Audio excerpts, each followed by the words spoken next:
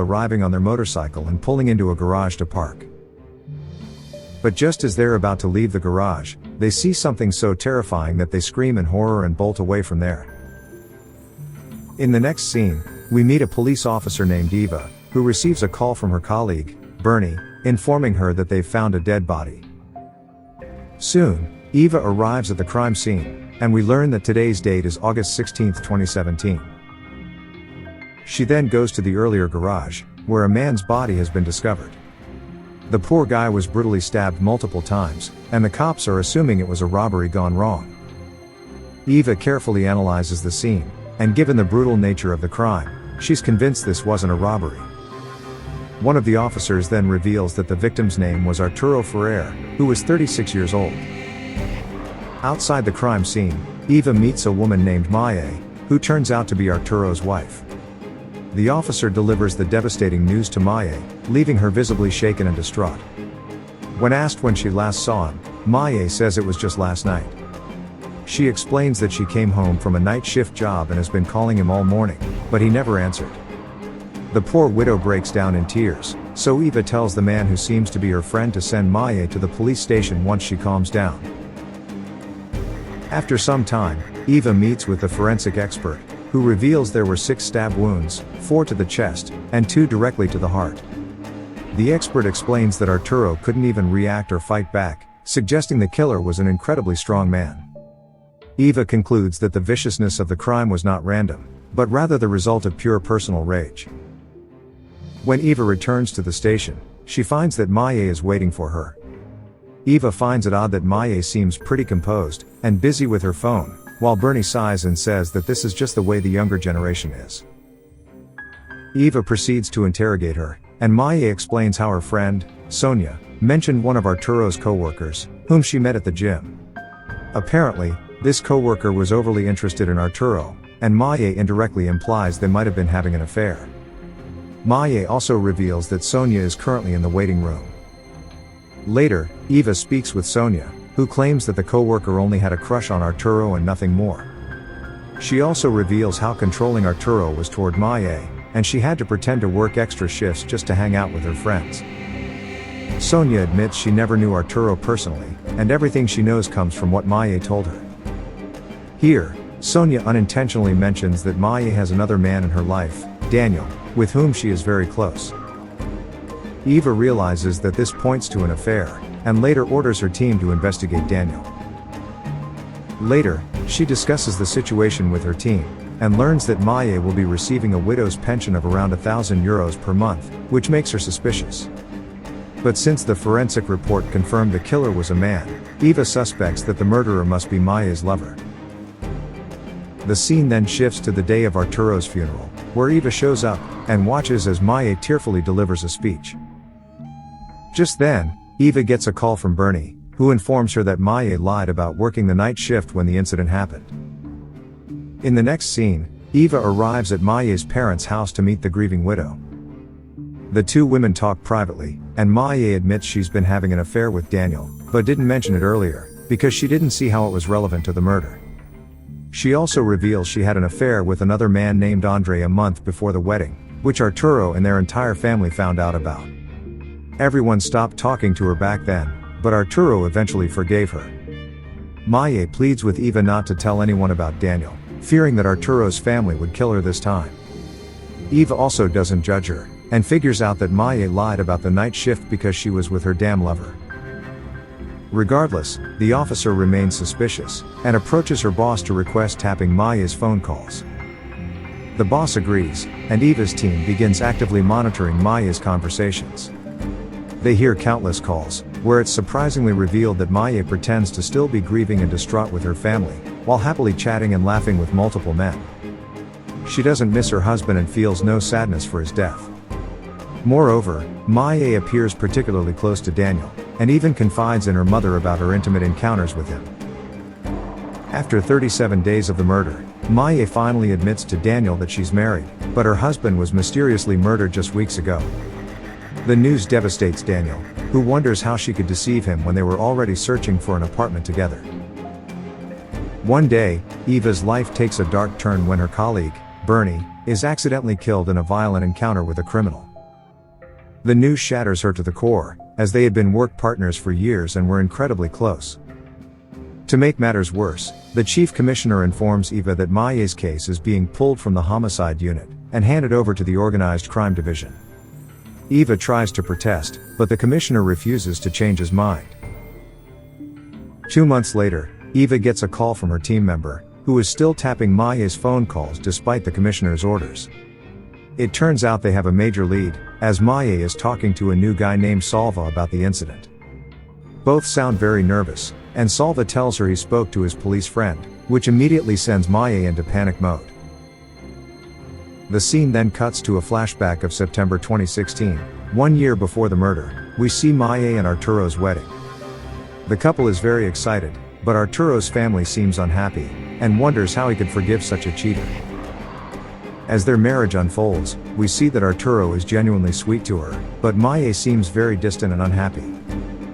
She works as a nurse at multiple places, which is clearly wearing her down mentally. During this time, we learn that she's having an affair with her coworker, who was comforting her when Arturo died. One evening, we see Maye and Sonia at a club, drinking and having fun. Maye suddenly puts on a sad face, as she tells Sonia about how controlling and physically violent her husband is.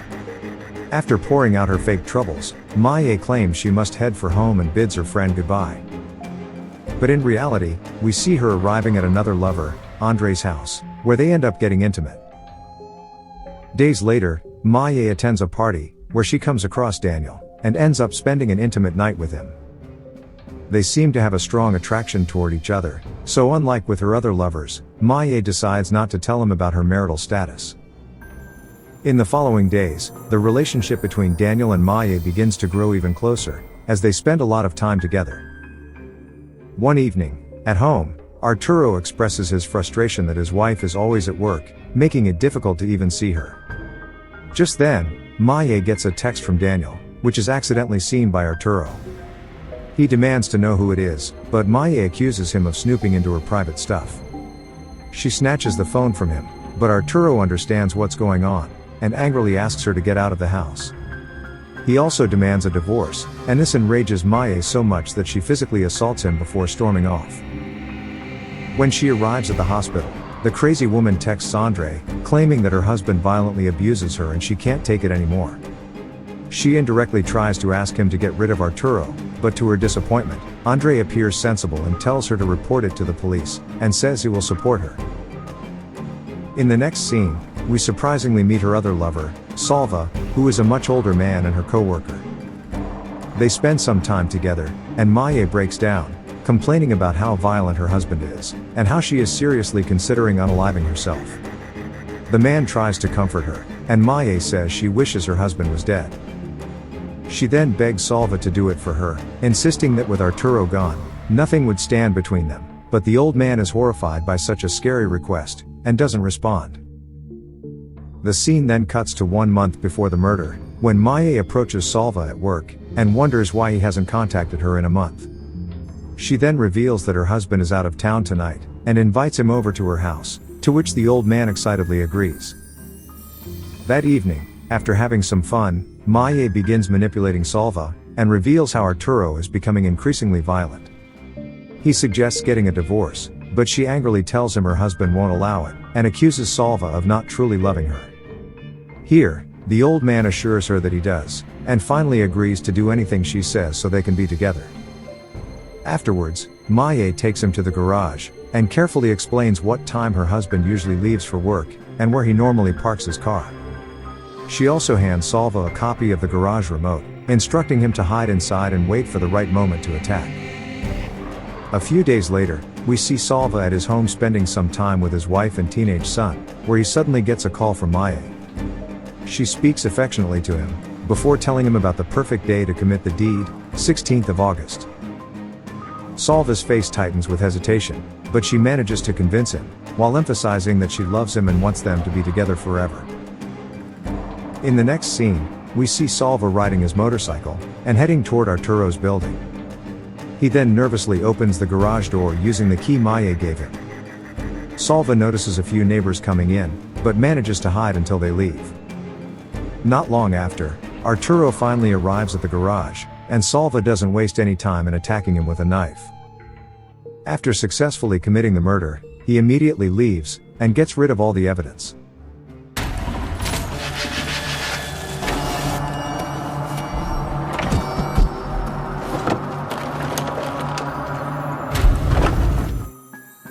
He then informs Maya of the news, and she tells him to meet her later, which Salva is very excited about.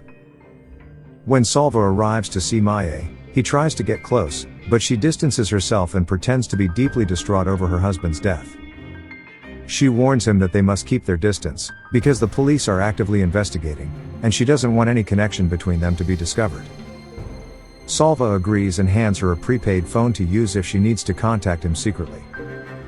After he leaves, Maya immediately drops the grieving widow act, and texts Daniel to meet that night to have fun.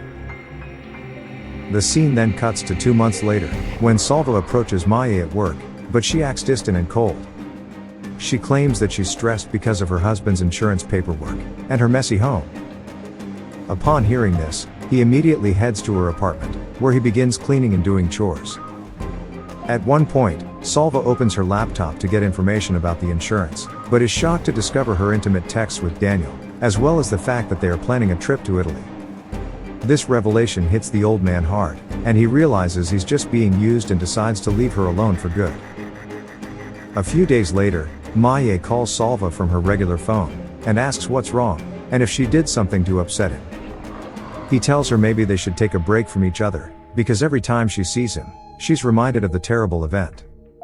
However, Maya claims that she'd already forgotten about the incident, until he just brought it up. Salva then reveals that he reached out to his police friend, which sends a wave of panic through her.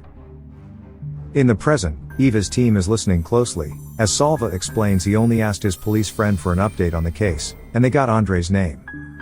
He reveals they also found out about someone named Daniel, and their upcoming trip to Italy.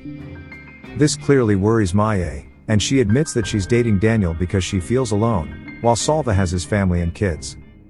She then nervously invites him to meet in person to discuss everything, and the old man agrees. But unbeknownst to them, the cops are listening to everything, and they also plan to head there. Sometime later, Maya and Salva meet at a restaurant, and the police keep a close watch on them. But they can't arrest them until they have proper evidence, so they just take pictures of the two for now. Later, Eva approaches her boss and shows him the pictures, as well as the transcript of their phone conversation. She claims they're getting close, so her boss finally gives her permission to take further action. Elsewhere, Maya seems to be getting serious with Daniel and arrives for apartment hunting with him. Afterward, Arturo's brother calls Eva, and asks if there's any update on the investigation. She tells him that they're very close to catching the culprit, but asks him not to share this information with anyone except the family.